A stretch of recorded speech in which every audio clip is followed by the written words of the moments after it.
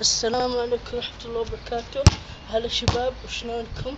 أنا لاعب كرة سلة، من هواياتي لعب كرة السلة، وبغيت اليوم أقدم لكم حلقة من حلقاتي تعلم اللغة التركية، وبغيت أهدي خاصة هذه الفيديو لأستاذي بجيال الأصدقاء الأهلية أبو سعود. ما بيقول لوحته، بس هو على العموم أحب أهديه هذه الحلقة، وهو معاي بالقصيم. بغيت أهدي له هذه الحلقة وأقول له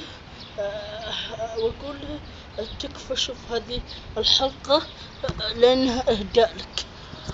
وشوفوا تعلم اللغة التركية. شوفوا أنا علشان اليوم ضيق الوقت، لأن ضيق الوقت ما حبيت أعلمكم كلمات كثيرة لأن ضيق الوقت، لأني أنا وعدت زملاء لي بالزرقاء إني الساعة 5 يفتحون ويلقون هذا المقطع باليوتيوب، فاسمحوا لي اليوم بس بعلمكم نبذة بسيطة، وآخر الفيديو راح أوليكم مهارتي وهوايتي المفضلة عندي كرة السلة. بغيت أعلمكم الحين سيرة تركية، يعني الأعداد التركية. حنا قبل تعلمنا يوم إننا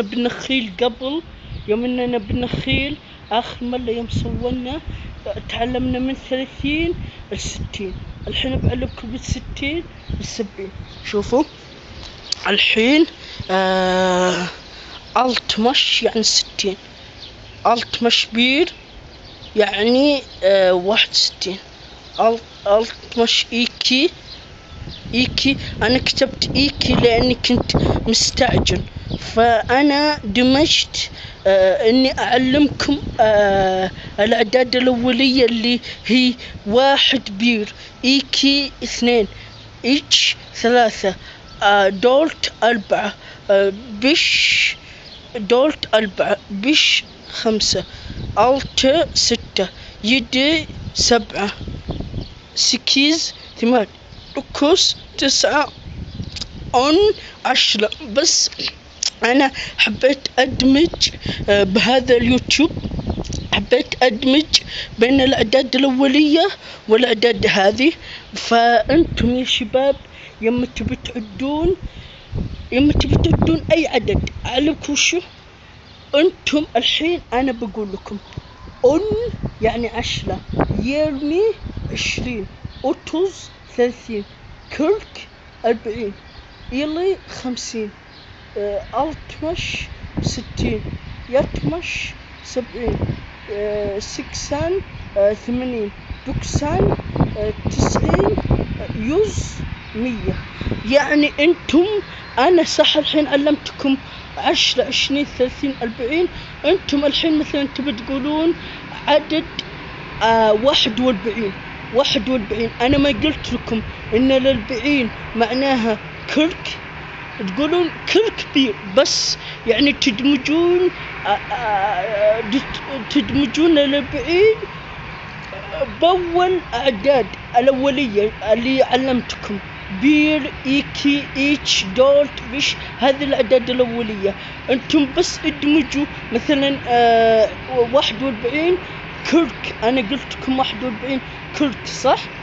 أنتم بس ادمجوا كرك مع العدد الأولي وش هو 1 بير صح؟ بير. أنتم قولوا كرك بير زي كذا.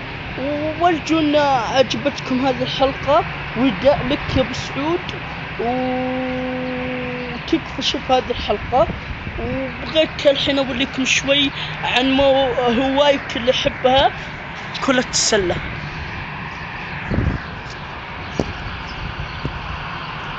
اثبتي الكاميرا.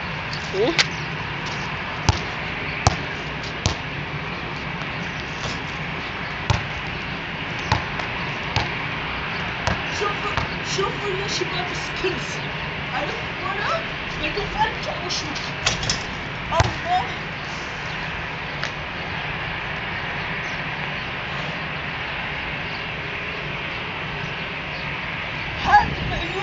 يا شباب الثلاثية. شوف الثلاثية، خليني ازح الكاميرا شوي. ايه الثلاثية يا شباب، شوف الثلاثية، هاي الثلاثية. يلا بعيونكم، شفتوا يا شباب؟ دخلتها لكم ويعطيكم العافية. مع السلامة يا شباب، وتابعوا حلقاتي كلها باليوتيوب من يويو. عندي حلقات يويو يمكن 8 مقاطع 9 مقاطع، والباقي تعلم لغة تركية يعني يمكن 13 أو 14 مقطع. تابعوا قناتي يا شباب ويعطيكم العافية. وانتم أول حلقة قلت لكم تعلم اللغة التركية وش معنى زمن. زمن أبي أقول لكم وش معناته. زمن معناتها الوقت، عرفتوا يا شباب؟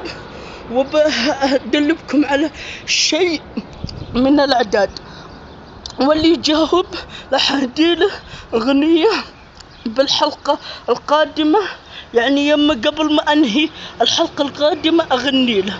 شوفوا يا شباب وش معنى 21. أنا قلت لكم شلون يا شباب